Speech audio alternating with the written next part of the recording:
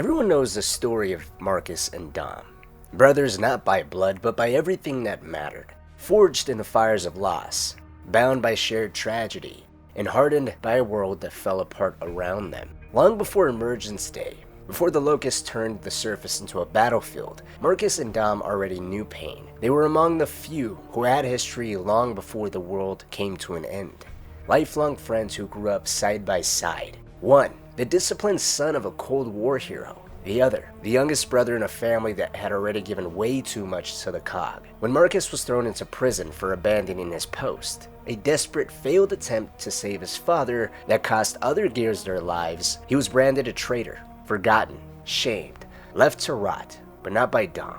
Dom stood by him, always.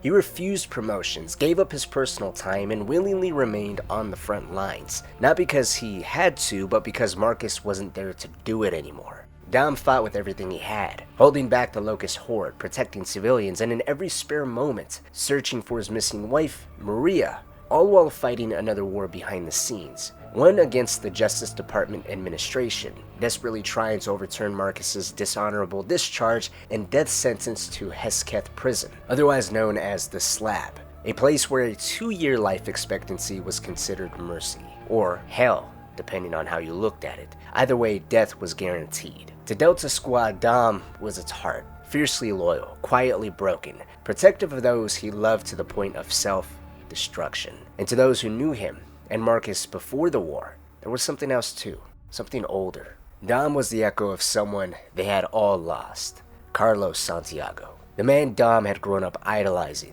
his older brother, and by Marcus's own account, his first real friend. Carlos was everything Marcus wasn't, and everything he needed. Where Marcus was quiet, Carlos pulled him out of his shell. Where Marcus shut down, Carlos pushed him to talk. He was the one who encouraged Marcus to try and fix things with his father long before the relationship ever became irreparably strained. Carlos was warmth, the kind of friend who never asked questions, never made you beg for help, he just showed up. And from the moment they met, Marcus was immediately family to him. Carlos made it clear, and he did his best to hammer it into Marcus's head every opportunity he got. And that was that Marcus Fenix was an honorary Santiago. He didn't have to earn it. He didn't have to ask for anything. And when Carlos died, killed during the Pendulum Wars, something in Marcus broke.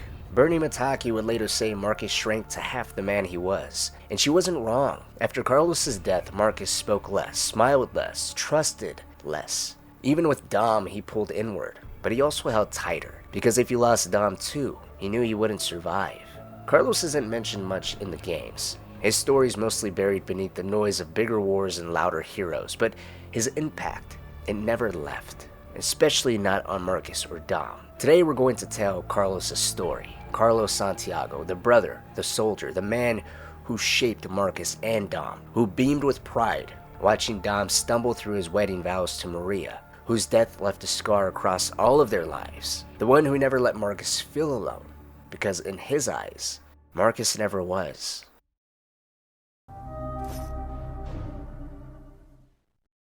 Carlos Santiago was born in Ephyra, the beating heart of the coalition of ordered governments, during the 50th year of the Pendulum Wars, a war that had consumed generations, a war where humanity bled itself dry over the promise of emulsion, that precious energy source that turned brother against brother and nation against nation. His parents, Eduardo and Eva Santiago, were like many across the world, ordinary people trying to raise a family in the shadow of endless conflict. But Eduardo was no stranger to that war. He was a gear, a soldier of the coalition, who had marched, fought, and survived through the mud-soaked killing fields of the UIR front lines. And when he came home, he didn't bring back glory or medals, he brought back lessons. Eduardo raised Carlos with quiet strength and unwavering principles. He taught him that doing the right thing mattered, even when it wasn't easy.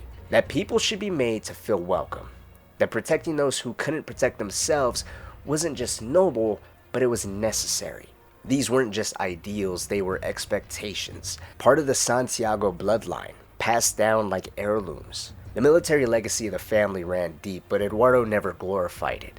He spoke of it honestly, through stories of muddy trenches, sleepless nights, and the kind of brotherhood forged only in the furnace of fear and fire. He talked about the camaraderie that came from shared rations and tighter living quarters, the kind of bond built in barracks and foxholes, where honor and sacrifice weren't abstract ideas, but were the names of the men who just didn't make it home. And Carlos grew up in that world. Not one of violence, but one of values, of duty and dignity, of looking out for others because that's what men like Eduardo had done, and what Carlos would one day be expected to do. It was in those quiet early years in the heart of a city built for war that the foundation of the Santiago family was laid, not just in uniform but in heart. A few years after Carlos was born, the Santiago family grew once more. Another son, Dominic.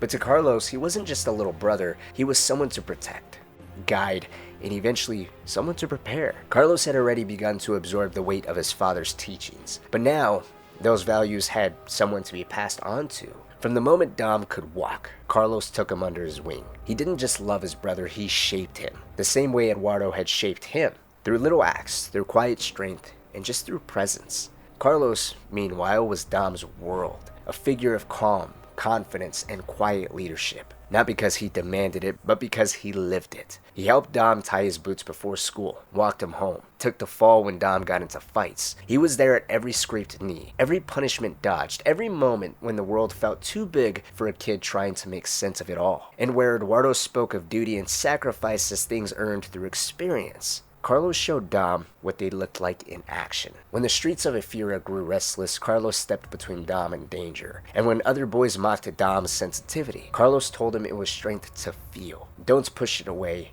embrace it. And when their parents couldn't always be there, when the war crept too close to home, Carlos filled the silence. He wasn't just a brother. He was the one Dom measured himself against, a North Star. And in doing so, Carlos did more than pass on values. He gave Dom a reason to believe in people, to fight for something more than just himself. He taught Dom that loyalty wasn't an obligation, it was a choice, one you made every day, especially when it hurt.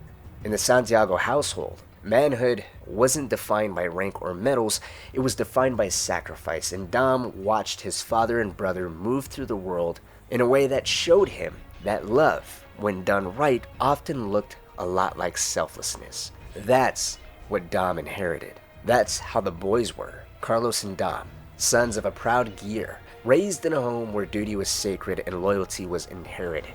They were close, spirited, and occasionally reckless, especially when it came to standing up for someone else. They took the idea of protecting others a little too close to heart, and sometimes they took it too far.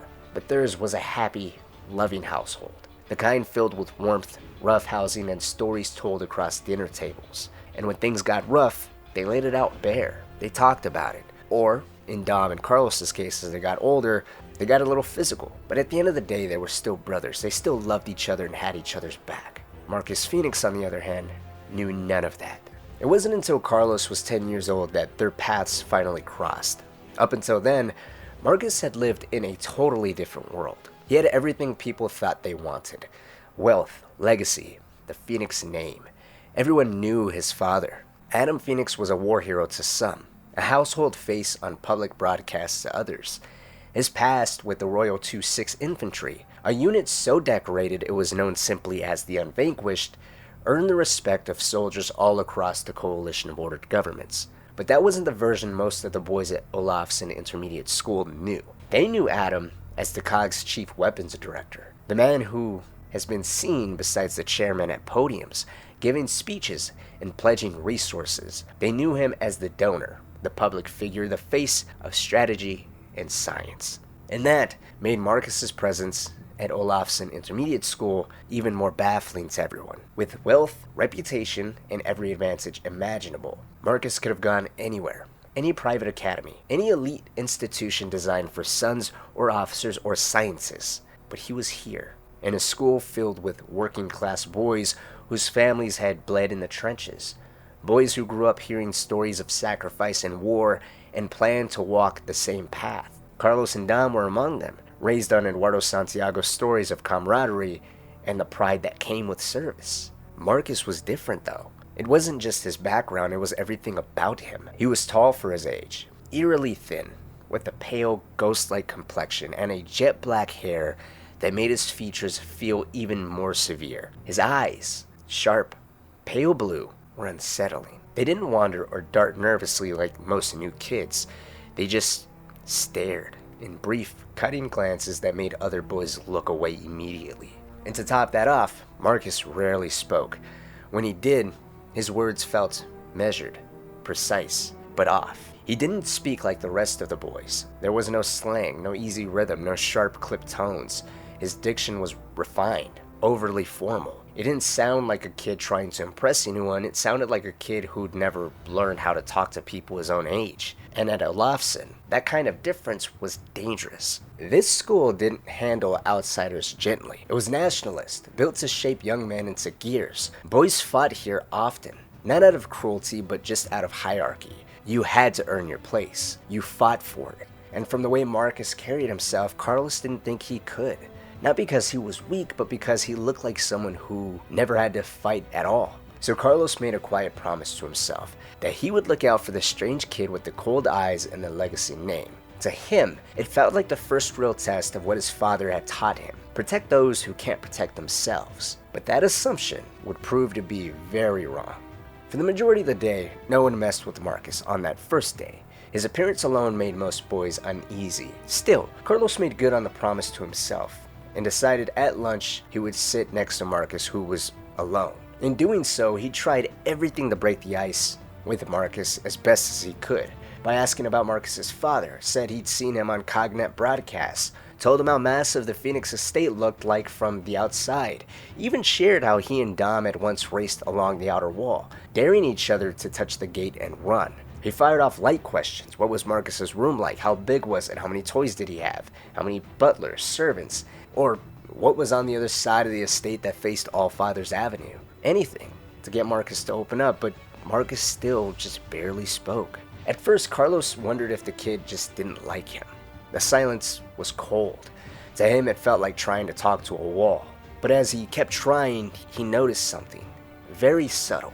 Every time he said something genuine, when he mentioned Dom or how proud he was to carry on the family legacy as a gear, he caught the smallest reaction, and that was Marcus would blink just a little too fast. His eyes would shift, processing, reflecting, and that's when Carlos understood. It wasn't that Marcus didn't care. He just didn't know how to respond. He wasn't cold, he was unfamiliar with conversation, with connection, with kindness. Marcus wasn't used to someone sitting beside him just because they wanted to. He wasn't used to being seen as a person, not a name, not a legacy. And Carlos, without realizing it, had become the first person to treat him like a boy, not a phoenix. On this newfound understanding, he'd shift his strategy, and little by little Marcus would respond, in his quiet, measured way, of course. Even then, it was very brief. Comments on how it must be nice to have a brother, or how Marcus said his father always made it clear that his mom was the real scientist and he was just an engineer. It wasn't much, but it was still progress. When the bell rang and the students piled back into the main building, the usual chaos of moving bodies and voices filled the air. That's when Joshua and Roland Curzon made their presence known, shouldering into Carlos as they passed by. One of them, at the same time, muttered something under their breath about thinking he was better than everyone else. The words could have been meant for either Marcus or Carlos, but Carlos understood the message. The Curzons were testing them. They were looking for a fight, and he knew Joshua and Roland weren't the type to let things slide. They had already taken notice of Marcus earlier in the day. His quiet demeanor, the way he carried himself, and more irritatingly, the fact that Carlos had taken an immediate interest in him only made it all worse. After lunch, the Curzon brothers made their move. They cornered Marcus and Carlos in the schoolyard, trying to put Marcus in his place with a hard-edged introduction to Olafsson's unspoken social hierarchy. To them, Marcus was an easy target, the quiet, pale kid with the polished accent and famous father. And Carlos?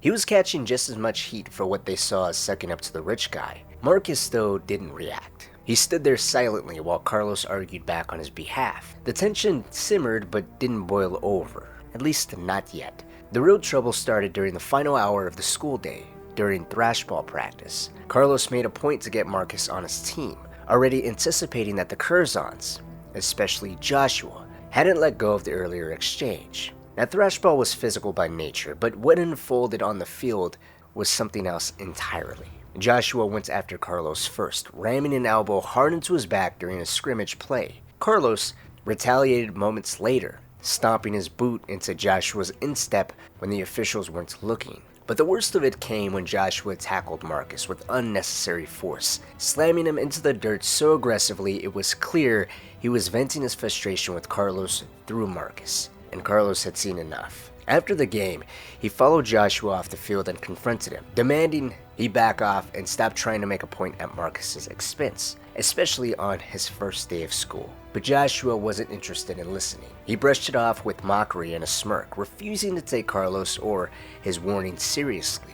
Later that afternoon, the locker room had mostly cleared out. The sounds of students shouting and lockers slamming had faded, leaving only the low hum of distant chatter and the echo of dripping water. Marcus and Carlos sat side by side on a bench, but still in their sweat-streaked thrashball gear, the quiet stretching between them. They hadn't said much since the game ended. Carlos was still fuming over the way Joshua Curzon had manhandled Marcus twice and with intent. He'd seen enough fights to know when someone was trying to send a message, and today that message had been loud and clear. But Marcus, he didn't look angry at all. He was actually calm, focused, completely unbothered. Without turning to face Carlos, Marcus finally spoke, measured, quiet, but direct. He told Carlos he was fine, that what happened on the field wasn't worth getting worked up over. To Marcus, it hadn't been some act of cruelty, it was just noise. A little bickering, boys throwing elbows, testing each other. It hadn't registered as anything more than just a scrap. Certainly not something worth dwelling on. He endured worse things in quieter ways. There was no submission in his tone, no wounded pride or simmering fear. He accepted the day's events not because he had to, but because he could. Strength through restraint. But Carlos couldn't see that. Not yet. To him, Marcus was still the quiet, pale kid sitting alone at lunch. The one who didn't push back when shoved, didn't shout when provoked. Carlos couldn't help but interpret it as passivity, and that rubbed him the wrong way even more. He didn't understand it, but part of him, in a way, did respect it though, even if he didn't quite know why. What Carlos did know was simple. Whatever Marcus thought, however he chose to handle things, he wasn't going to be left alone to deal with it. Not if Carlos had anything to say about it. And as Marcus and Carlos stepped out of the locker room and into the open schoolyard, the late afternoon sun casting long shadows across the cracked pavement, Carlos already knew what was coming. Waiting near the edge of the courtyard, exactly where Carlos had expected them, stood Joshua and Roland, waiting. Arms crossed and posture tense. They looked like they'd been holding in this exact moment all day. Carlos slowed, eyes locked with Joshua's. The look in Joshua's face wasn't aimed at Marcus, it never had been. His frustration had always been with Carlos. The way Carlos stepped up, gave direction, took charge like it came naturally. To Joshua, that made Carlos a problem. And Carlos met him with that same steady confidence he always carried himself with, daring Joshua to say what was on his mind. And Joshua didn't say much. He just threw his first punch. It landed hard, right in Carlos's mouth. Blood touched his lip. Sharp and sudden, but he didn't fall. Instead, he lunged forward and the two clashed in a chaotic blur, grappling, fists flying, dirt kicking up beneath their feet. It wasn't clean, it wasn't strategic, it was just raw instinct. Carlos was mid-swing when he suddenly felt a firm grip pulling him back. Marcus had stepped in. With quick, controlled motion, Marcus yanked Carlos out of the fight and stepped in front of him.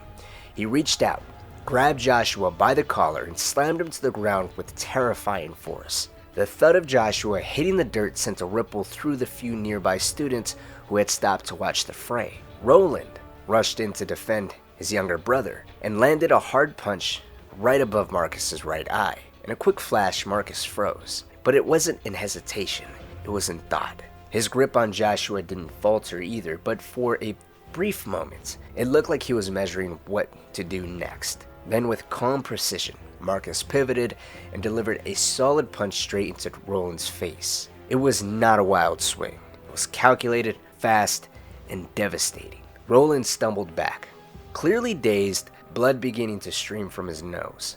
The silence that followed made the impact echo even louder. To Carlos, it felt like something had changed in an instant. This wasn't how kids at Olafsson ever fought. They shoved, yelled, flailed, rolled around on the ground. Yes, a couple kids might have got involved, but at the end of the day, nothing was calculated. But Marcus didn't do any of that. He moved with purpose. There was weight in everything he did, even at 10 years old. And that hit that he landed on Roland, to Carlos, only grown-ups ever swung like that. And Carlos found his gaze fixed on Marcus's hand. Thin, pale, controlled. To him, there was no way someone who looked like that should have had that kind of power. But the way Roland reacted and the silence that fell around them said otherwise. And during it all, Marcus remained composed. His breathing was steady, his posture was still. There was no fear in him, no lingering anger, just quiet control. He stared the brothers down, and he made it clear, without raising his voice, that if they ever tried anything again, that would happen a second time. And that was all it took. Joshua and Roland scrambled to their feet and ran off. No final words, no threats tossed over their shoulders, just fear and retreat. Carlos stayed back, watching Marcus with something between confusion and awe. His lip was still bleeding, but his focus wasn't on that anymore. It was on Marcus. Nobody at Olafsson fought like Marcus Fenix. And Marcus, he stood there like the entire thing had gone exactly as expected. It was just another day to him. As Carlos's shock over how hard Marcus had hit began to fade, things between them started to settle. The aggression gave way to curiosity. Carlos asked why someone like Marcus Fenix, son of one of the most powerful men in the entire COG, was even at their school. With a father like Adam, he could have been sent to any military academy on the entire planet, and Marcus explained simply that his father wanted him to mix with people. In response to that, Carlos, half laughing through his sore jaw, made a joke of it, so normal people like him and Dom. It was light teasing, but Marcus corrected him. That wasn't what he meant. It wasn't about being better or different or being surrounded by normal people. He just didn't spend time around anyone. Being alone was just how it had always been. Then came the follow-up question. Carlos asked if Marcus's father had taught him to hit like that. It seemed like a natural assumption, but Marcus's answer was short, just a simple no. There was something in that one-worded reply that stuck with Carlos. Not just the silence that followed it, but the way Marcus said it. Quiet, empty, without bitterness, but not without weight either. There was something in his voice, a kind of distance. Carlos could tell it wasn't just about the punch, it was about absence, about the kind of relationship Marcus just didn't have. And so, he didn't push it. Instead, he pointed out that they backed each other up, just like friends should. First he for Marcus, and then Marcus for him. That was how it was supposed to be. Marcus wouldn't react at first, but when he finally did, it wasn't directly in response to what Carlos had said. Instead, it was who Dom was. And Carlos told him. It was his little brother, 8 years old, full of energy, always around. Marcus can have him whenever he wants.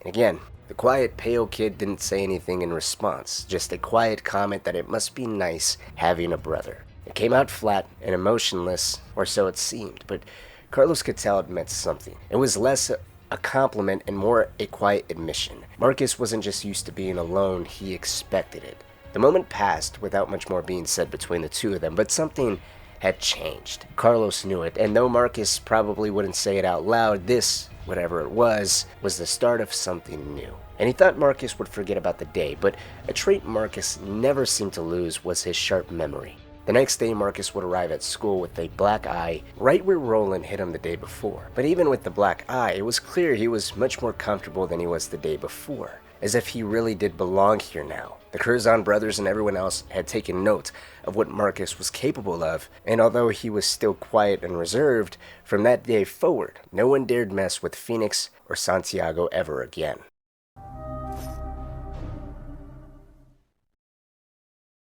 Over the next 3 years, Marcus Fenix became part of the Santiago family. Not just friends with Carlos and Dom, but bonded to their entire household. Ava and Eduardo treated him like one of their own. There was a warmth in that home that Marcus had never truly known. And deep down, he clung to it, because what he had in his own home wasn't a family, it was a legacy. A cold, hollow structure built on prestige, reputation, and seemingly without the humanity that made any of it worth a damn. He had money, status, a sprawling estate, but none of it could make up for the silence. His parents weren't cruel, they just weren't there, emotionally or physically. They were ghosts in a gilded house. Dom once confided in his mother Ava, after a visit to the Phoenix estate, telling her the truth as any child could, that Adam and Elaine just don't seem to know Marcus. Not like her and Dad knew them.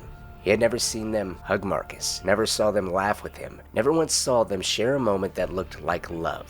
To Dom, Marcus didn't seem like a son, he seemed like a tenant. Even Carlos, who rarely expressed discomfort, had a hard time being in that house. It was too quiet, too perfect, and far too empty. He and Dom felt something close to guilt every time they left because they knew Marcus had to stay there. But Marcus was changing. He wasn't that skinny, quiet boy anymore. By 13, he'd grown into his frame, broad-shouldered and towering, already bigger than most of the teachers at Olafsson. And while the posh diction and private school polish still came out when he spoke to adults, around Carlos and Dom, his voice was different, looser, lighter. Carlos's wild streak had rubbed off on him, and Marcus had started to joke more, smile more. It wasn't constant, it never would be, but at the Santiago house it happened. He felt it and they saw it. Ava's cooking became part of that ritual. Marcus would devour everything she made. Clean plate, always seconds, sometimes thirds, and it wasn't just hunger, it was belonging. Adam Fenix's son, raised on a silver platter and catered meals, licked his fingers at a chipped kitchen table in a modest neighborhood. That said more than words ever could. It wasn't about the food, it was just about what came with it. Care, conversation, laughter, things no money could buy. And then there was Eduardo. He didn't give speeches, he didn't talk in grand theories or generational values like Adam did. His stories were simpler, personal. He spoke about what it meant to stand beside someone in a trench, to patch each other up under fire, to laugh even when everything was falling apart. He didn't teach Marcus about ideals, he taught him about people. For Marcus, that was everything. Eduardo made the war feel human, not abstract, not political, not some high-level briefing on duty and sacrifice, just men and women trying to survive and protect each other. Marcus listened, really listened, and what stuck wasn't just the bravery or the grit, it was the camaraderie, the connection. Weekends in the Santiago garage became their own kind of ritual. Eduardo under the hood of an old car, the three boys crowding around, laughing, learning, and just living. It wasn't just fun, it was formative. Marcus didn't need a mentor in that moment, he needed a father figure. And Eduardo didn't even have to try, he just was one. For a boy raised in a mansion full of silence, the Santiago house was chaos, heart, and home. And in that space, between Carlos's relentless energy, Dom's loyalty, Ava's warmth, and Eduardo's quiet wisdom, Marcus found the thing he didn't even know he was searching for: family. As long as Marcus was willing to come over, the Santiagos welcomed him. The door was always open. Their table always had room. It's why, looking back, you could argue these were the happiest years of Marcus Fenix's life, and you would probably be right, but it didn't last. One afternoon, while Marcus was in the garage with Eduardo, Carlos, and Dom, hands greasy, laughter easy, Ava stepped in. She told Marcus that he had a phone call. Now that alone was strange. Marcus never got calls there, least of all from his father. Ava guided him inside and quietly asked Carlos and Dom to just give him his space. Said he needed it more now than ever, and more than ever before, he would need them. She didn't say much more until after Marcus left in one of those polished black cars that didn't belong in their neighborhood, picked up by his father. When they were long gone, she told Carlos and Dom what little she knew. Elaine Fenix, Marcus's mother, was missing. She hadn't come home, and no one knew where she was. Adam hadn't offered much details, just enough hesitation in his voice to know that it was bad. Eva told her boys not to push. Let Marcus come to them in his own time. Until then, just be there. Dom, only 11 at the time, would try to make sense of it, the way kids do. Maybe Mrs. Fenix had left, like that neighbor down the street who disappeared for weeks and never came back. Maybe she just didn't love her husband anymore, just like that woman didn't. Carlos nudged him hard, told him to stop. Even if he meant well, hearing that your mom left and your family fell apart because love, especially something that seems so sparse and rare in the Fenix household as it was, didn't exist at all, was difficult. Carlos knew he'd have to watch Marcus closely now, and Dom too. They both meant a lot to him, but Marcus was different. He carried things quietly, and that meant Carlos would have to be a little more sensitive than usual to him. Now Marcus, being Marcus in his usual fashion, only missed one day of school. After that, it was like nothing had ever happened. He was back in class, back at lunch, the same stiff posture and even stiffer silence. Maybe a little more withdrawn than usual, but for most kids at Olafsson, that was just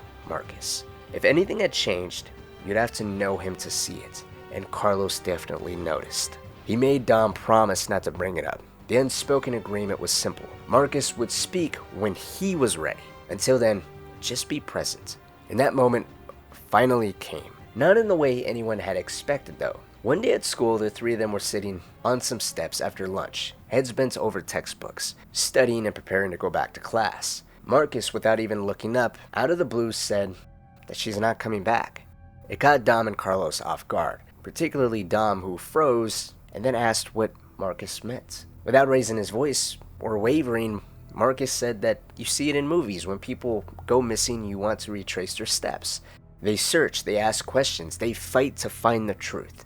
Marcus wanted to do all of that, but Adam wouldn't say anything. Not where she went, not what happened, gave no insight on where they can begin. He just shut Marcus down. Pure silence is all Marcus was getting. And that silence, that's what hurt the most. Marcus believed his father knew more than he let on. He felt it. And the only reason he could imagine for being kept in the dark was that the truth was worse than the silence. Maybe she left, maybe something had happened, maybe it was his fault. He never said those exact words, but Carlos saw it on his face. The guilt, the shame, that sinking feeling that only a kid could carry. The belief that somehow you did something to make someone disappear, without even knowing that you inspired that.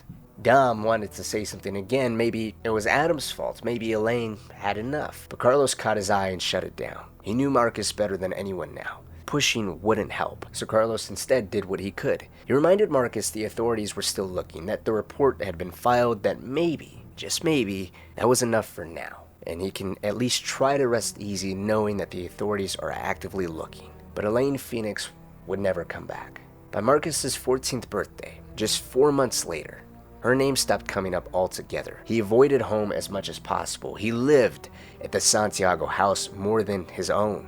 He never spoke of his mother, and his father was a sore spot.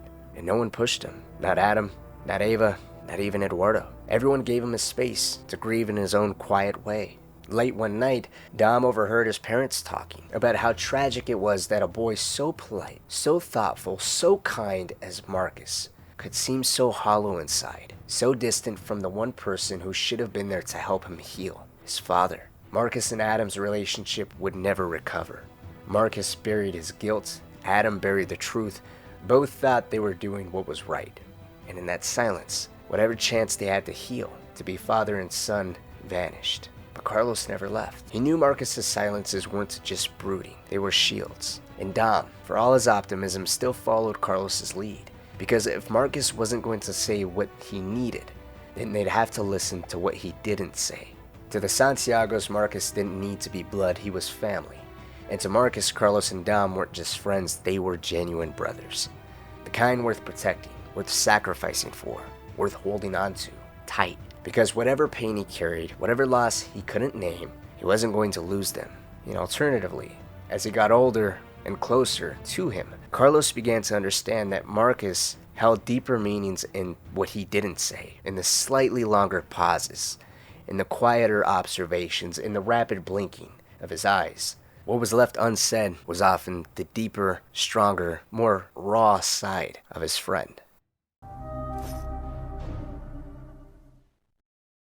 Over the next 4 years, the distance between Marcus and his father only grew. Whatever was left of their connection had eroded into formality. Two people occupying the same house, speaking the same language, but living entirely separate lives. Meanwhile, the bond between Marcus and the Santiagos only deepened, especially with Carlos. By now, Marcus and Carlos were both nearing 18. Carlos had received his full COG-issued uniform and was scheduled to ship out to basic training in just a few days. Dom was still back at the Santiago household. He wasn't in a position to support Marcus the same way Carlos was this specific day, and that was because his life had just changed in a way none of them had seen coming. At just 16 years old, Dom was going to be a father. The girl from a few houses down, the one he'd fallen for the moment he first saw her at just 10 years old. Maria was pregnant. While Dom stayed home to break the news to Eduardo, Carlos was across the city, climbing the stone steps of the Phoenix estate in full gear uniform, awkwardly adjusting to the weight of it all. Marcus teased him from the top of the steps, laughing as Carlos fumbled his way up in what looked more like a crab walk than an actual march. Carlos played along, smiling through it, but they both knew this wasn't a casual visit. This was a moment of solidarity. Marcus had made his decision he was going to enlist, not as an officer, not through privilege or backdoor appointments, just as a regular gear. His father would not approve. Adam Fenix had always envisioned a different path, a university degree, a career in science, maybe a compromise, military academy, officer training.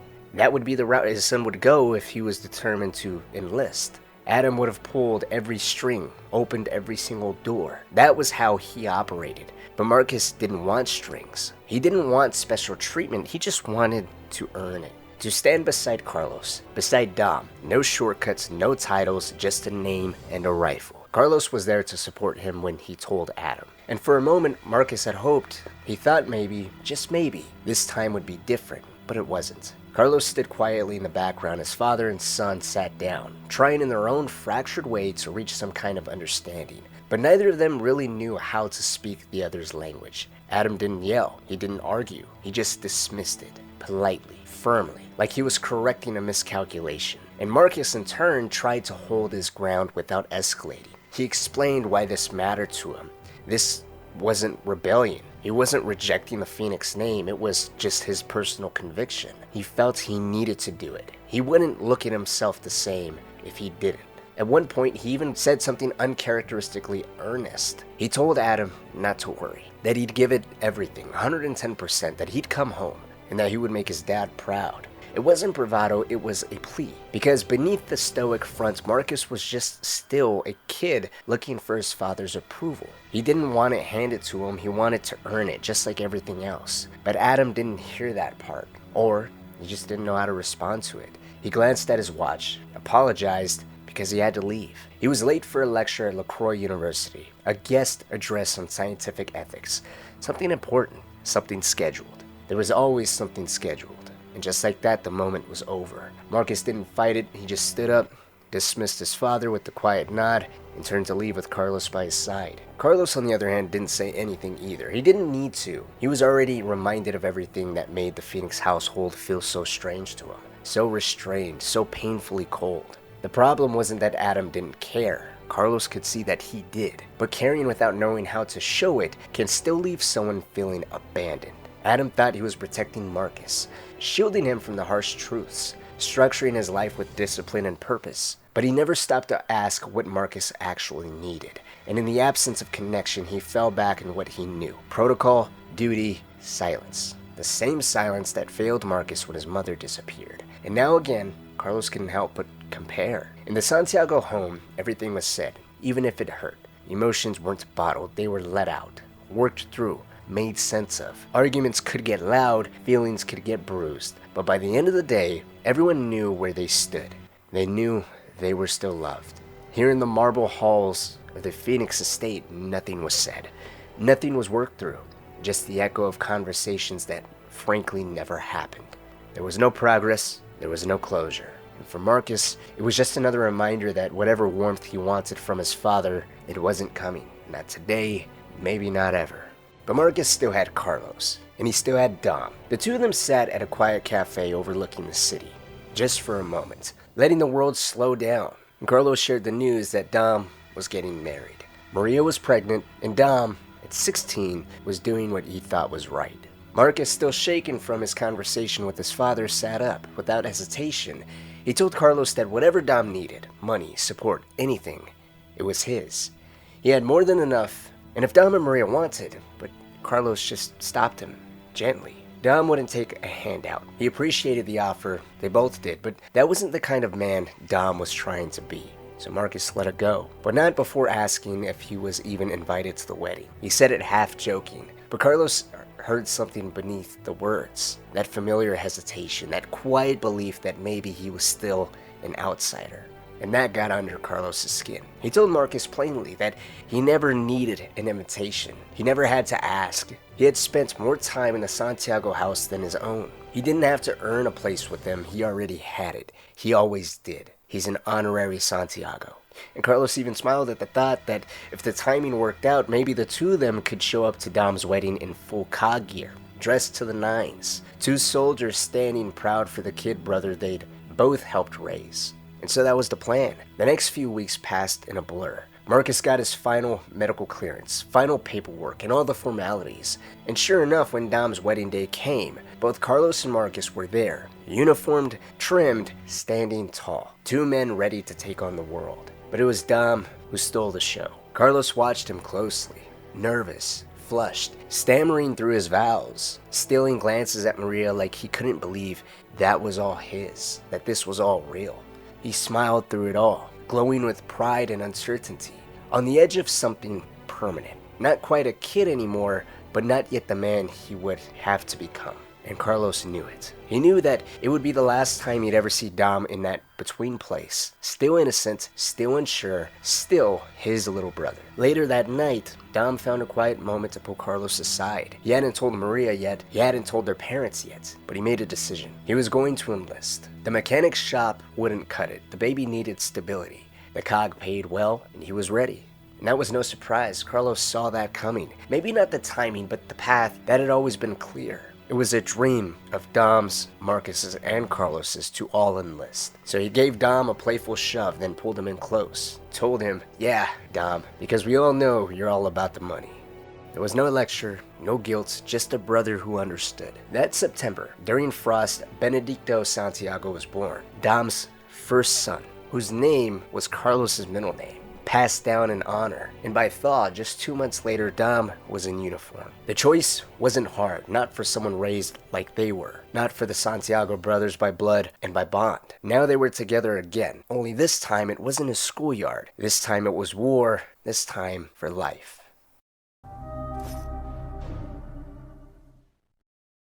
Within the year, the three boys began to walk separate paths. Dom, barely 16 and already a father, was preparing to ship out for basic training, hoping the paycheck would be enough to support Maria and their newborn son, Benedicto. Carlos and Marcus, on the other hand, remained side by side, not just as friends, but as soldiers. Both had enlisted as regular gears, no special treatment, no officer tracks. And both were now serving in the Royal 26th Tyrant Infantry, the same unit Adam Fenix once bled in, and now it was under the command of his former second-in-command, Major Helena Stroud.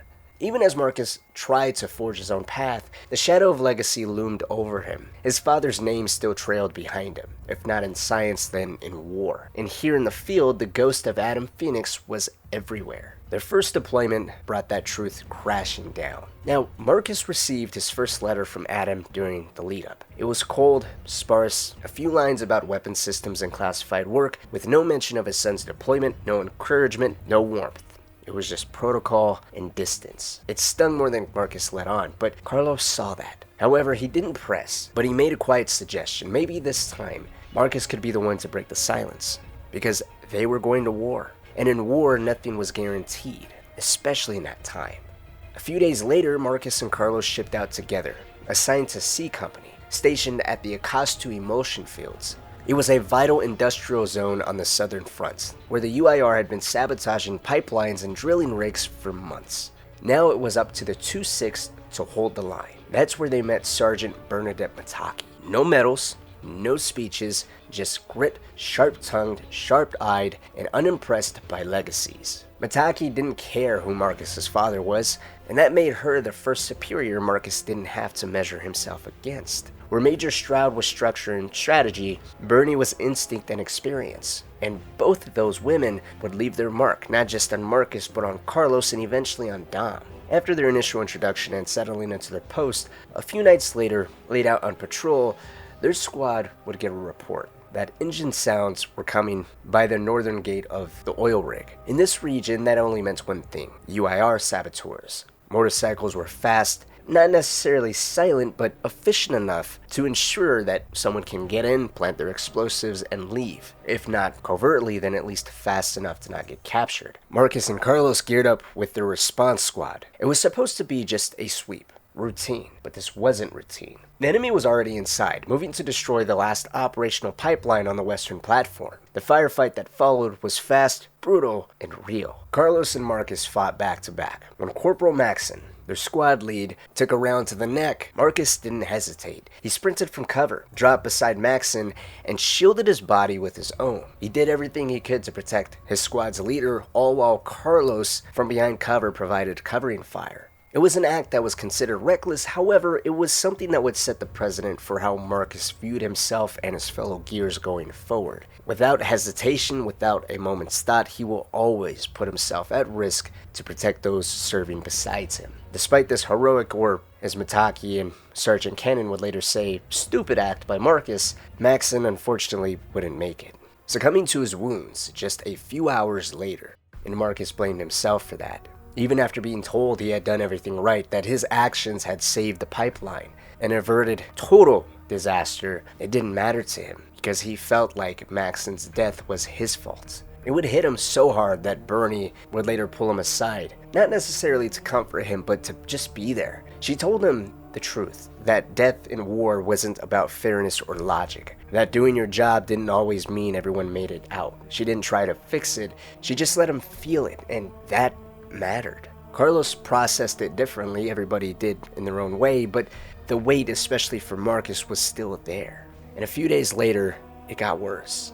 Carlos, Marcus, and another fresh recruit, Quinn, were riding in their APC. Carlos and Quinn sat up front, joking about their facial hair, razzing each other like brothers in arms who hadn't yet seen enough to stop laughing. Over the radio, a broadcast came in. Reports of UIR helicopters have been spotted in the area. All call signs are to have their eyes up, all units on alert. Quinn, ever curious, suggested they pull over, see if they could spot the chopper from the ridge. So, Carlos behind the wheel obliged. As they observed their surroundings, unable to see or hear any helicopters or any UIR troop movement whatsoever, that's when it happened. A single crack rang out. A bullet struck Quinn clean through the head. 1 second he was mid-sentence, excitedly talking to Marcus about a package his mom was sending him. The next, he was gone. No firefight, no warning, just a sniper shot from a distance. Both Carlos and Marcus would dwell on the fact that Quinn had barely been out of basic training just like the two of them had. Yet unlike Maxon, Quinn didn't even get the dignity of dying in a firefight. He was just picked off. Random, sudden, quiet, cold. After Quinn's death, Marcus didn't say much afterward. Maxon forced him to close up as it was, but now he said even less, to the point that his superiors took note. Helena Stroud checked on him directly, not as Adam's old comrade just doing a favor, but as his commander. She knew what Marcus was carrying. She told him it was okay to feel it, that the pain wasn't weakness, but she did warn him too. Don't let it sit and rot. Don't let it become the silence that devoured his father. Adam never let anyone in, not fully, and it cost him more than he'd ever cared to admit. And so Helena, who had spent so much time besides Marcus's father, encouraged Marcus to reach out, to make that call, and talk to him, even if it hurt. So he did, briefly. Adam tried to comfort him in his own way. He said he knew what it meant to lose people, but it wasn't enough. There was no warmth in his voice, just shared experience, distant, clinical, restrained. It wasn't closure, it was just acknowledgement. Two men connected by pain, but still a world apart. After that call, Marcus rarely spoke of his father again, especially to Carlos. The letters from Adam, already cold and clinical, grew even fewer, but Marcus didn't seem to mind. Whatever thread remained between them had quietly frayed, and he let it unravel more. In the months that followed, Marcus and Carlos fell into a rhythm. Deployment after deployment, they moved together, covering flanks, sharing ammo, finishing each other's sentences and fire team briefings. What began as friendship had now become full-blown instinct. They weren't just close, they were synchronized. While Dom began his training in the newly formed commando program, Carlos and Marcus were deployed to the Sarfuth-Rande border, a stretch of land where the politics were fragile and bullets were all too real. By then, Marcus had been promoted to corporal. He was sharp, commanding, and, at least to outsiders, everything a Gear was supposed to be. By the book, no shortcuts, and for a time, that perfectly suited him. Dom couldn't say much about his training. Classified restrictions made sure of what he was allowed to discuss as far as the commando program went, but letters still came through, and so did theirs. Every few weeks, Dom would receive one envelope, 2 voices. Carlos would start the letter, Marcus would finish it, or sometimes it'd be the other way around. The handoffs were obvious, the shift in tone gave it away. Carlos's writing was looser, full of brotherly warmth and honest observations. Marcus's half was precise, structured, and almost clinical, but never cold. Even in the formality, Dom could feel something underneath it, that Marcus had found his footing. There was a quiet confidence in his words, the order, the discipline. It wasn't forced anymore. It actually fit him. For the first time since childhood, Marcus didn't seem like someone carrying the weight of a name. He seemed settled, at peace with himself, and happy. Carlos, on the other hand, still loved being a gear, but in a different way. He didn't chase order, he chased the danger. He lived for the unpredictability of a live mission, the pulse of adrenaline, the clarity that came only when things went sideways and survival meant thinking fast. What wore him down wasn't the enemy, it was the politics, especially at the Sarfuth-Mirande border. The nation they were facing had declared neutrality, which turned every patrol into a diplomatic minefield.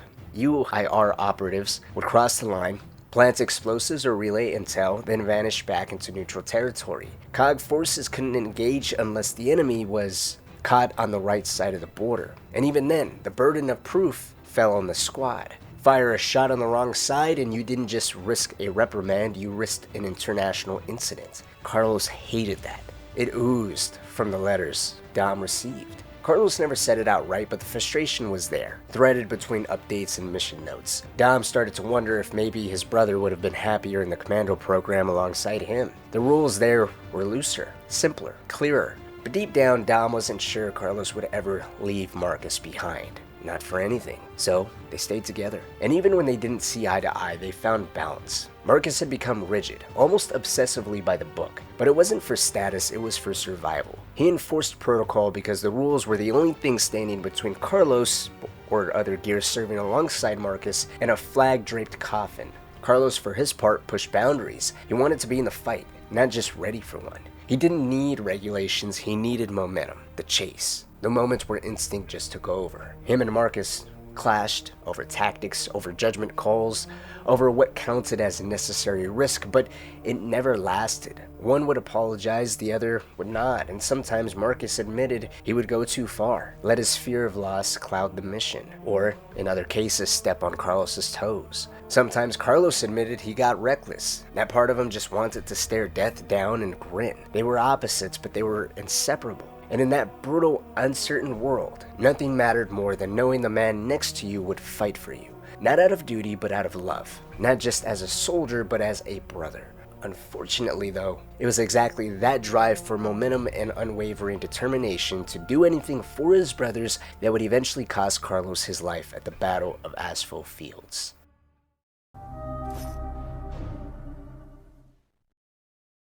Before we get to Aspho Fields, there's something we need to make clear. Aspho Fields was just one piece, one battlefield inside something much, much larger. A single flashpoint in one of the most ambitious and secretive military operations the COG ever attempted. Officially, it was called Operation Leveler. At its core, Leveler wasn't about holding ground, which was the whole premise of Aspho Fields itself. But Leveler was actually about seizing a future. The UIR had been developing a satellite-based energy weapon platform that the COG codenamed the Hammer of Dawn. If completed, it would change the war permanently. Whoever controlled the skies controlled everything, because neither side had any feasible defense from such a weapon. So the mission was simple in concept: to send a small elite team of commandos behind enemy lines to infiltrate a facility called Aspho Point. The goal there was to steal everything the UIR had on the Hammer project and extract the scientific minds behind it. To ensure success, the COG staged traditional diversionary attacks across multiple fronts, involving armored pushes, artillery skirmishes, and territory feints designed to draw attention away from the real target. While those battles raged publicly, Colonel Victor Hoffman's strike team would be inserted quietly. It was high risk, highly classified, and completely outside the standard rules of engagement. The commandos were a brand new branch of the military as it was, completely untested and in the shadow of the regular infantry. Leveler was the first mission of its kind. Its planning also didn't come from gears.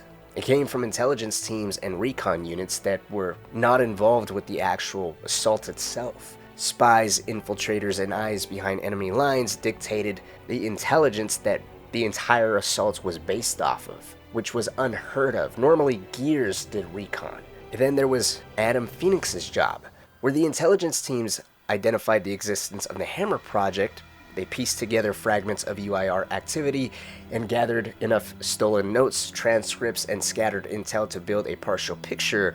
The picture was then handed off to Adam. Adam's role was to make sense of all of it, to analyze what the UIR had developed, determine what the commandos would need to steal to replicate it, and specify exactly who the critical personnel were. Adam didn't pick the battlefield, but he was supposed to make the battlefield actionable. He drafted the extraction list, he determined the data points, and he laid out the exact protocols Hoffman's team would follow to get in, get what they needed, and get out. These briefings weren't held in field tents or remote bunkers. They took place in sealed rooms deep within the House of Sovereigns, the political and military heart of the COG. Access was beyond just limited. There was no written documents allowed in routes, security was beyond extreme, and the operation didn't require just secrecy. As many involved in the planning would come to joke that secrecy became a religion, revolving this entire operation. And yet through all those months of planning, while Adam worked to shape the mission that would determine the future of the war, he never once contacted Marcus. Not a letter, not a word, not even a passing message. Maybe it was policy, maybe it was professionalism, but to those who actually knew Marcus, it felt like something colder. Victor Hoffman had gotten to know Dom Santiago through the commando program, and through him grew familiar with both Marcus and Carlos. He respected them, especially Marcus, who by every metric was the ideal gear: disciplined, loyal, selfless, the kind of soldier the COG claimed to prize. And Hoffman was renowned across the entire COG for essentially babying gears. Not by making them weak, but by prioritizing their health, their wellness. They are his gears. He felt very personal about every single one of them. And because Marcus was the walking example of what he wanted from the ideal gear, he felt at odds with Adam, who said nothing about his son. It rubbed Hoffman the wrong way, especially since Marcus himself never spoke about it. Not to his unit, not to Carlos, but everyone felt it. In the final weeks before deployment, Carlos, on the other hand, did what brothers do. He tried to fill the silence. He encouraged Marcus to reach out, to say something, to make peace with his father, even if it didn't change anything else. To just take that first step. Marcus never argued, but he didn't do it either. Whatever was left between them had hardened into something he no longer believed could be broken through. And so, as always, he turned toward what he could hold on to: his squad, his mission, and Carlos. And then the world began to shift.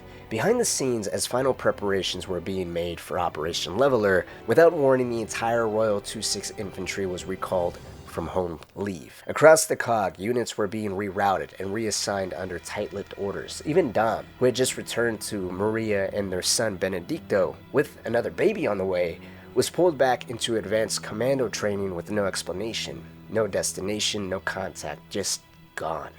Carlos and Marcus, on the other hand, were redirected to northern Tyrus, to a Marinette naval base. And what waited them there wasn't like anything they'd have ever prepared for. It wasn't land-based warfare, it wasn't armor support or a trench clearing. It was amphibious assault training. For nearly a century, the Pendulum Wars had been fought on dirt. Infantry, artillery, tanks. The COG's entire doctrine was built on land supremacy. Gears never touched water. Naval combat wasn't in their playbook. But now Carlos and Marcus were loading into landing boats, conducting nighttime beach landings under live fire, practicing how to navigate surf, establish a beachhead, and secure territory in complete darkness. And no one told them why. They weren't allowed to speak to naval personnel. The secrecy from the highest level was now trickling down, completely compartmentalizing the entire operation, making sure neither gears or Navy personnel were allowed to talk amongst themselves, especially involving the nature of their drills. If a gear was caught speculating, even privately, they were removed from the exercise without explanation. The pressure was suffocating, but the writing was on the wall. Dom had gone silent, the 2/6 had been pulled back into formation, and now Carlos and Marcus were rehearsing water-based landings, an operation that had no place in standard COG warfare. They didn't know the mission, they didn't know the name yet, they didn't know where they were going or what they were about to be asked to do. But they knew this wasn't routine, this was something big. And deep down they both understood whatever it was, it would alter the course of history forever going forward. It wouldn't be for a few weeks, sometime after Dom had already shipped out, that Carlos and Marcus would finally receive their orders. There'd be no farewell, no formal goodbyes. The only reason they even knew that Dom was already gone was because Maria had kept in touch with Carlos, relaying what little information Dom had told her. That was the only clue they had. That, and then the silence from Dom that followed. And then, just a few days later, it was their turn. Orders came down with no context. They were to report immediately to the CNV Kelowna, a cog warship stationed off the southern coast. There were no public statements, no news broadcasts, no explanation. Secrecy was absolute. Even among the gears themselves, no one knew where they were going or why. There was no ceremony, just cold instructions and a tightly controlled embarkation process. No gear was permitted contact with press or civilians. A select few family members were allowed to observe the disembarkation from a secured dock, but only from a distance. They weren't allowed to approach, speak, or even wave directly. They just watched as their sons, daughters, brothers, and sisters were ferried away toward a war no one could name. Once aboard, Carlos stowed his gear and quietly climbed to the upper deck. He didn't say why, he just wanted to look, to see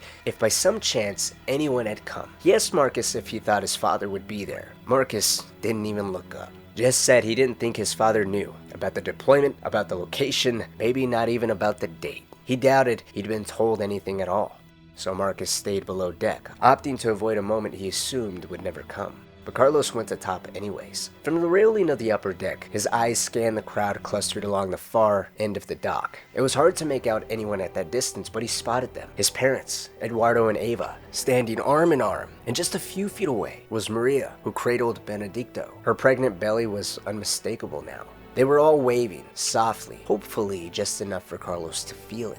And then off to the side, standing a good distance from the others, as if he didn't want to be seen, was Adam Fenix. He wasn't gesturing, he wasn't calling out, he was simply there.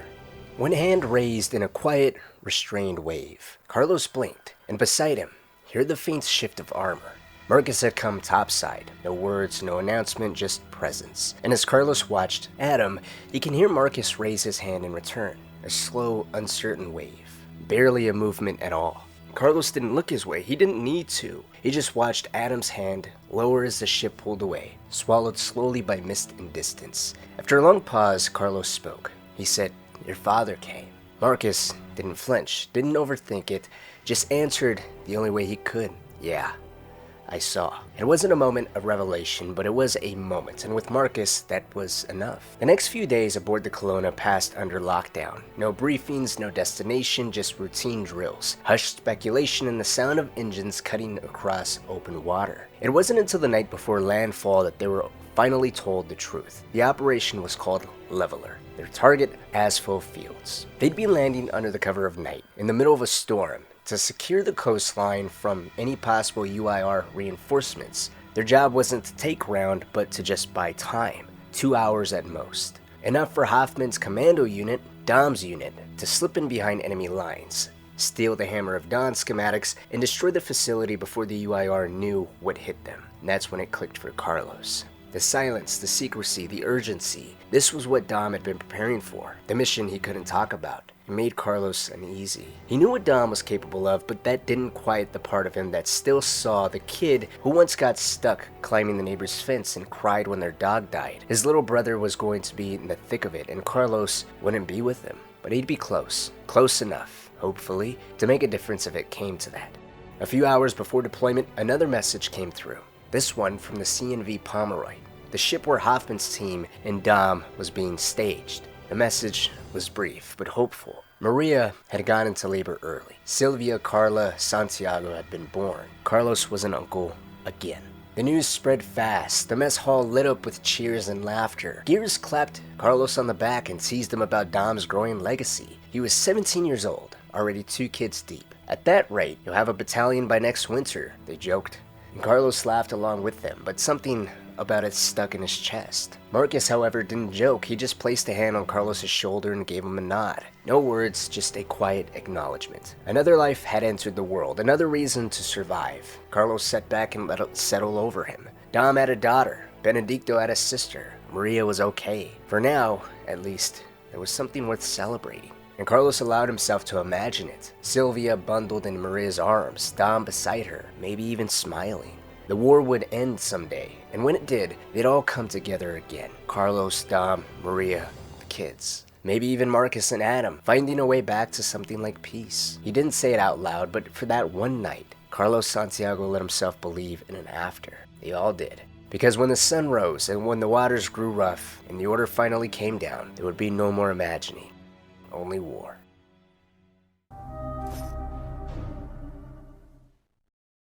C Company was deployed just 1 kilometer south of Aspho Point, close enough to glimpse the facility in flashes of lightning, yet far enough to stay hidden behind the storm's chaos. Wind screamed, rain fell in unrelenting sheets. Every comm transmission felt compromised, like even the air had turned against them. The Gears found out along the southern bank of the main channel, forming the defensive perimeter to intercept any UIR forces coming from the mainland. The terrain offered no real advantage: marshland, waterlogged ground, loose soil. No place to stage a real defense. The only viable route was the bridge. That's where Carlos Santiago was posted. Eyes locked forward, trigger finger ready. If the UIR came, it'd come through him. For a while, everything held. Hoffman's team had secured the payload and was prepping for extraction. All that was left was the data transfer. C Company stood watch. The perimeter stayed quiet, but war never stayed quiet for long. Word came down that someone from Hoffman's team had noticed potential enemy movement offshore. Maybe rafts, maybe nothing. It didn't matter. The alert went out. C Company was now exposed on 2 fronts. Major Helena Stroud began redeploying fire teams to prepare for a potential coastal assault, something nobody had even anticipated. Her gears were equipped with long spears, which were weapons utilized for anti-aircraft, but they could be used against inflatable craft coming from the sea if need be. But that was out of pure desperation, and even then, accuracy would have been a major guessing game. Overall, odds weren't good, but it was better than nothing. Carlos held the bridge, but his thoughts were elsewhere, on Dom back at Aspho Point. The storm masked distant firefights from the facility, muffled gunfire, dull explosions, anything involving his brother. Carlos kept looking back toward the sound and rechecking his weapon. Marcus stood beside him and reassured him that Dom is a commando. He'll rely on his training, he'll be okay. But whatever Carlos does, don't tap into Dom's comms, because hearing all of that and being stuck here would be torturous. As gunfire began to erupt from Aspho Point, at the exact same second, the sky lit up at Aspho Fields. Flares arced above the battlefield. In the flickers of orange and red, it became clear. The UIR wasn't coming, they were already there. Infantry poured in from the north. Flank units reported armor in the distance, motors, trucks, a flurry of men and ordnance. This wasn't a skirmish, it felt like an ambush. The first salvo split C Company's line. Some gears dug into the marsh, others clung to scattered woodland. None of it was enough though. Motors reshaped the battlefield with each impact, turning foxholes to death traps, cover into open graves. Comms were scrambled, intelligence had missed everything. Carlos and Marcus, armed with night vision, spotted what was coming next. Light and heavy armor were closing in. The bridge became the choke point, but more vehicles skirted the edges. AA platforms, mobile artillery, the kind that could deny air support and shred Raven transports.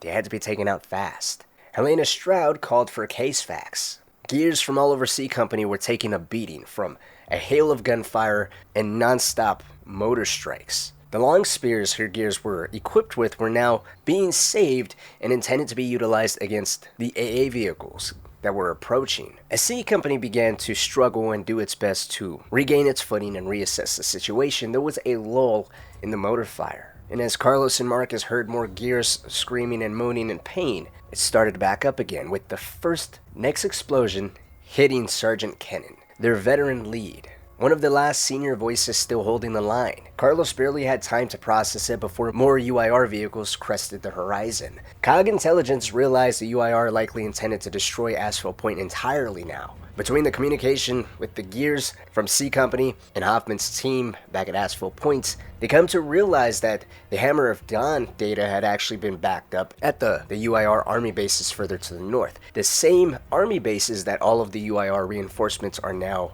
coming from, which meant Helena Stroud had to make a sacrifice. She redirected the COG warship Merit's incoming missile strike away from supporting C Company and instead ordering those strikes on the UIR army bases to the north.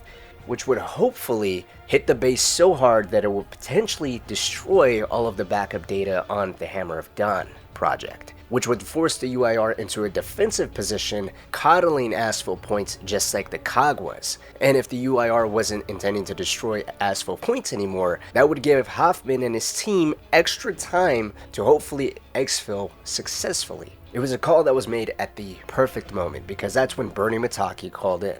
She was deployed with C Company to assist Hoffman's exfil. Bernie had spotted a man at the rear of Aspho Point using a signal lamp to relay the UIR information. Essentially, this major ambush C Company had just walked into was because of this one lone man. A man that Hoffman's team had missed during the earlier moments of their infiltration. Catching that man was a temporary win, but the damage was done. Cannon was gone, and that was a major blow to all Gears' morale in the field. And because of that one man relaying information to the UIR, all of the nearby units were now being redeployed and redirected towards Aspho points. It was just unfortunate that C Company was caught in the middle of it. And apart from the Gears dropping left and right, Cannon's death knocked over a pillar. Carlos felt it. That slow creeping realization that no one was untouchable. Sergeant Cannon alongside Bernie Mataki weaned him since his and Marcus's first deployment. And yet even then, something else was breaking. UIR air support arrived, Chimera helicopters slicing through the storm. If they pressed C Company, all would be lost.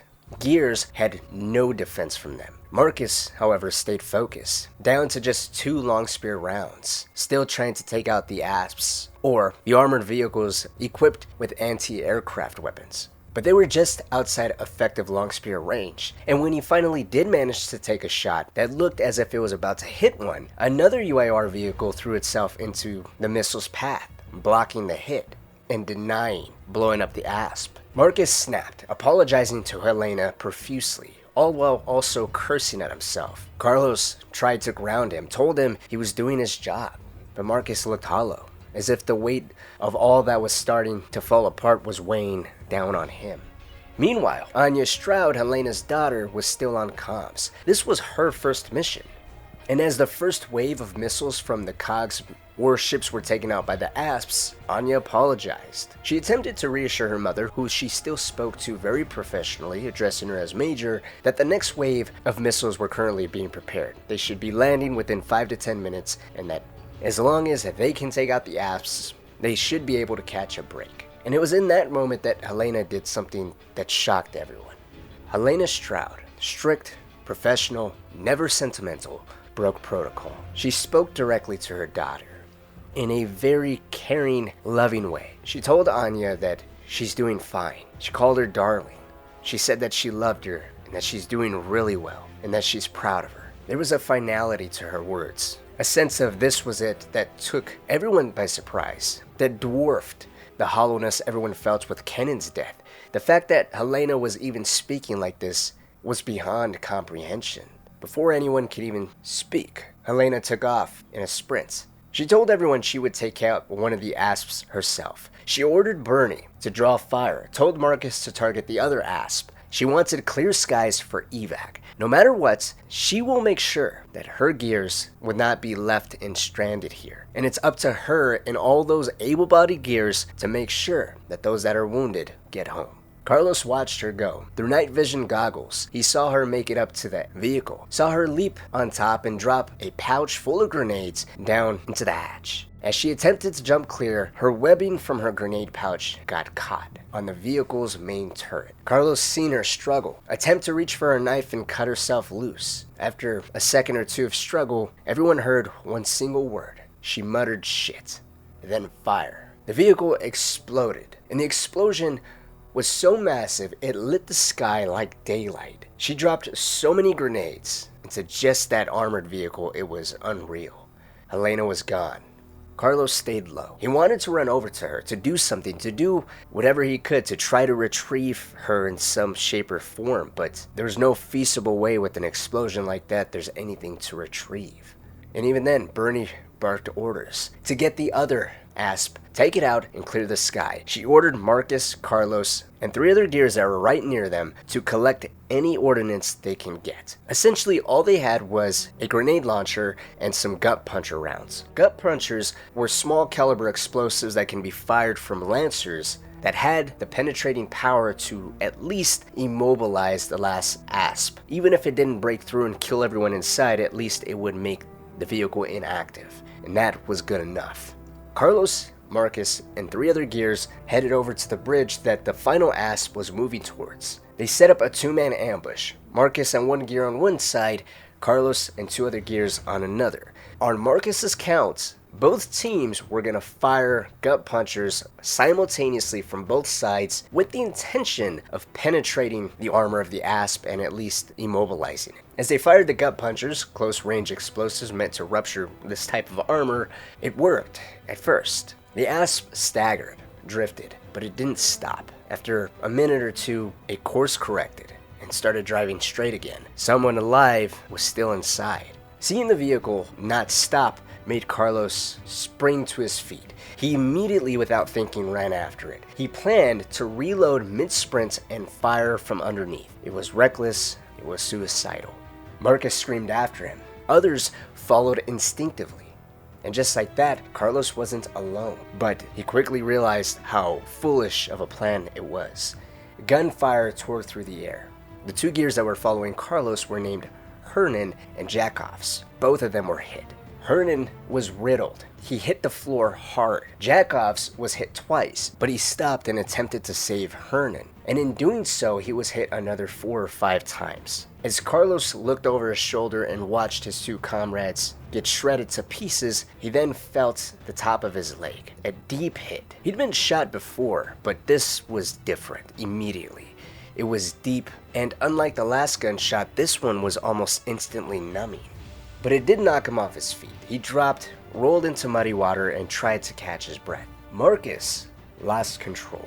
He shouted into comms, begging for Carlos's location, bellowing into his comms that 3 gears were down. The sight of Carlos getting hit completely changed Marcus. This wasn't the quiet, reserved, restrained, battle-hardened gear that Corporal Fenix had become. This was a stranger yelling recklessly into his mic. And Carlos, even though he was in a daze, was hearing this. He acknowledged that. He responded. He told Marcus that he was okay, that he jumped clear. But he wasn't okay. His vision blurred. The cold of this night began to set in. He felt numb, but he also felt a distant pain from his hips to his knees. So to him, that was at least a good sign, because he can feel and he was conscious. Through the confusion of trying to stand up, he heard Marcus somehow manage to take control of the Asp that he was attempting to destroy. In some way, shape, or form, Marcus had managed to basically hijack it and drive this battered vehicle that they just shot a few minutes ago back towards the UIR front line. It took Carlos a minute, but as he struggled to his feet, he saw Marcus driving straight back towards the UIR troops who weren't even firing back at him. And then his vision slowly started to blur. The cold, again, was hard for him to ignore now. It was in this moment that he decided to see where exactly he was hit. Through his night vision goggles, he looked down, and it wasn't good. He noticed his pants were wet, and then he noticed something else. His intestines were hanging out, and for a moment he couldn't move. It was surreal to him. He still had some strength, he was still conscious, he was still aware, but something in the back of his mind was screaming that he needed to move, that he was in a bad way and needed to seek medical attention. He tried, but he couldn't. And as he looked up, he saw Marcus destroying all the other armored vehicles with the Asp that he took over. He's mowing down entire lines of UIR infantry. It's exactly this moment right here that would eventually cause Marcus to be renowned as a war hero. But this rampage that essentially cleared the skies for case facts so Ravens can land and evac all these wounded gears was simply because his friend was shot. Something took over him, and he was shredding through UIR positions like a man possessed. Watching, Carlos thought that Marcus had promised to do something sensible, that he promised to keep himself safe. With his little bit of strength, he pulled himself onto the bridge, and he managed to radio Bernie. Said he was going to stay here and wait for a while, and just keep an eye on Marcus. His voice was faint. He laid there for 10 minutes, That's how long Marcus's rampage went on. After the 10 minutes, Marcus returned the asp to Bernie. He asked where Carlos was. Bernie said that she had no idea. He wasn't here with her, but she's been hearing pot shots taken over at the bridge. And that's when it dawned on Marcus that Carlos was still there. Without thinking, Marcus immediately ran in his direction. Bernie, before taking off after Marcus, turned to Ty Caliso and told him to oversee the evacuation of the wounded gears, that if they're not back in 10 minutes, to make sure the Raven pilots do not leave her and Marcus behind, that they will be coming. Just oversee the wounded or treated and give them a little bit of time. As Marcus continued to run towards Carlos, Bernie called out on the radio towards Carlos, and after a moment of silence, he answered. She asked him if he can make it to them, if he can somehow find a way back to the Ravens for evacuation. And Carlos said he couldn't move, that he's in a bad way. Marcus jumped in comms. He sounded almost as if he was berating Carlos. He demanded to know why he didn't ask for help, why he didn't call Bernie, why he didn't call him. And Carlos said because he knew that he would come, and he told him not to.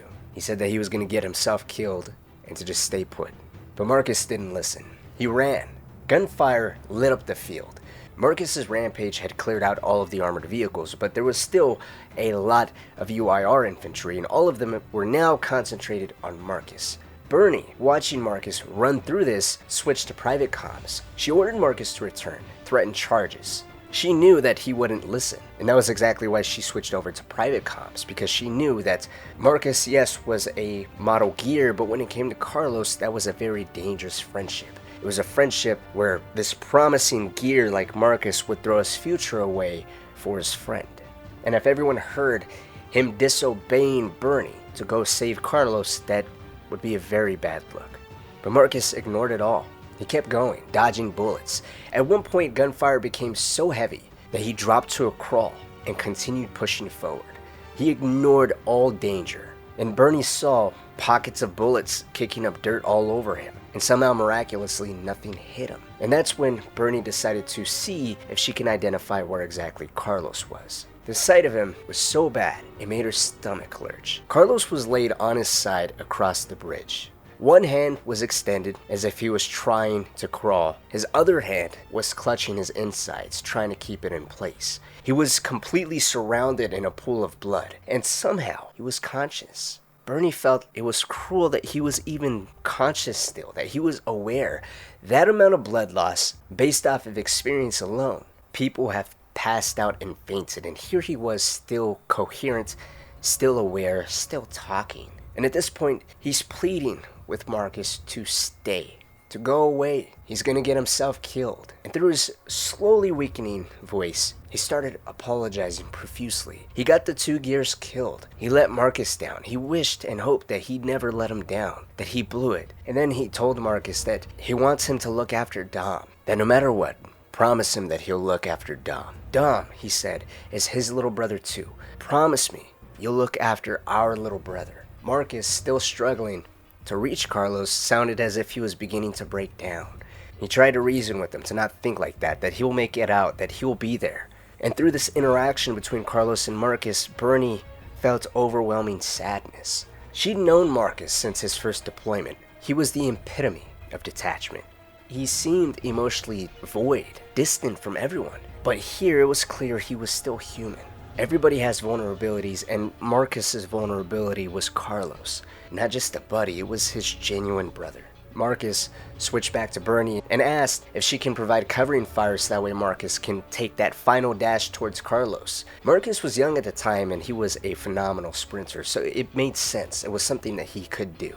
But the situation got grimmer. Before Marcus and Bernie can act on that plan, gunfire concentrated on the bridge and on Carlos now. It seemed as if UIR troops had acknowledged Carlos was now there, and as bullets started being thrown in his direction, Bernie and Marcus heard him shriek as if he was hit one more time.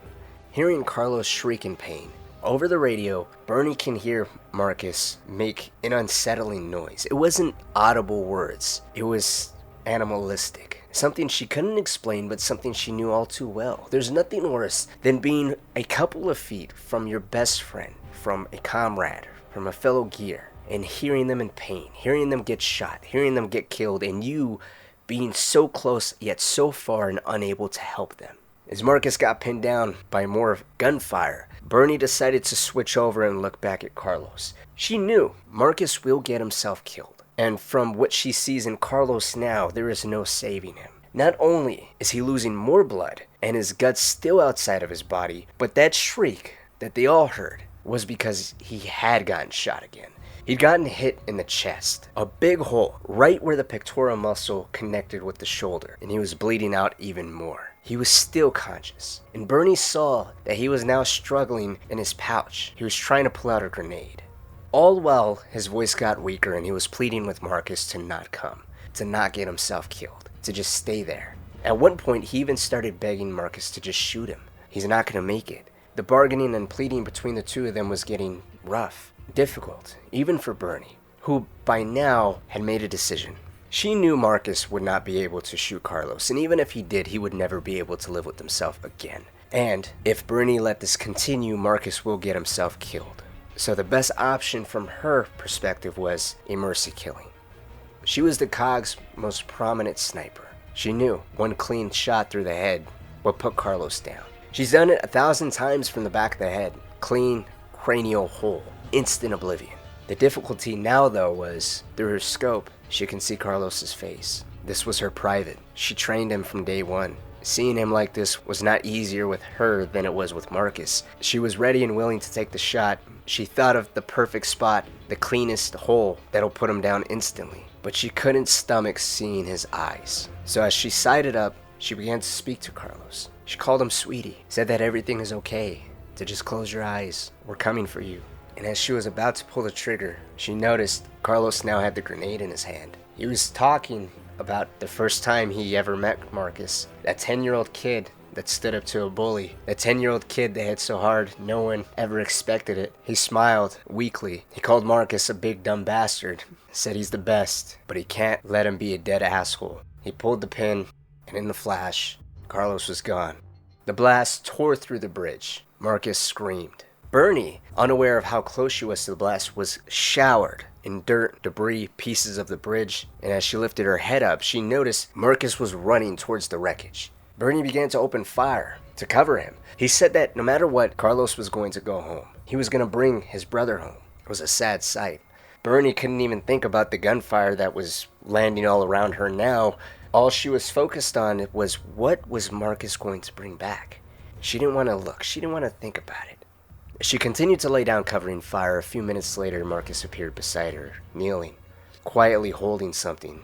It was just a sheet that can fit in Marcus's hand. It was so little that Bernie, when she would later call for evac, simply can just refer to whatever this was as a package. That's how little Marcus had brought back of Carlos. As they made their way clear of the UIR troops and they managed to make their way over to the landing zone, Bernie did her best to comfort Marcus. He was quiet. He was hunched over, just cradling the sheet, whatever it was that Bernie didn't even want to acknowledge. Over private comms, Bernie got into contact with Command. She asked about Dom. Did he make it? And for Dom, it was somewhat good news. Dom had taken out 2 Chimera helicopters on his own. He saved Commando's lives. He had displayed an incredible amount of bravery and valor in the face of utmost danger, and at one point he almost drowned. Command said that Dom was a fucking hero. He's gonna win the Embry Star for this. And Command would ask if there was any casualties, and Bernie said, yeah, his brother didn't make it. But she didn't want anybody to know. She wanted her to do it. She was close to Dom, she was close to Carlos, and she was close to Marcus. She felt it was her job. As she ensured that news about Carlos didn't leak out until the proper time, she went back to comfort Marcus. He was just silent, hunched over. It wasn't until a raven was beginning to land that Bernie noticed something. As Marcus stood up, his whole body was shaking. And then she realized he was crying, sobbing, completely overwhelmed with sadness. But he wasn't making any sound. And that made Bernie feel even sadder for Marcus because she began to wonder, what would you have to endure in your life to learn to cry like that? To cry without making any sound? How difficult is your life where you just break down to the point where you have to still shield this? But then it happened. The dam broke.